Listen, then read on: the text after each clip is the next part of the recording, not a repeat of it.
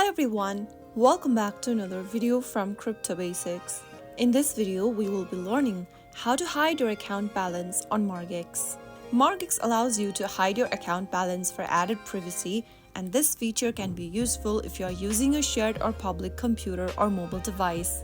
So in order to hide your account balance, first of all, open up the Margex app or website and log into your account. Once you are logged into your account, you will be able to see your total balance displayed at the top left corner.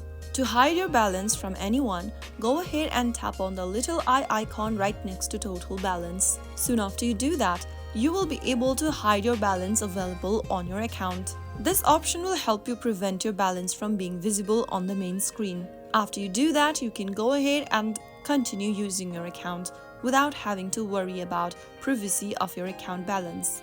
So that is how you can easily do it. I hope the tutorial was helpful.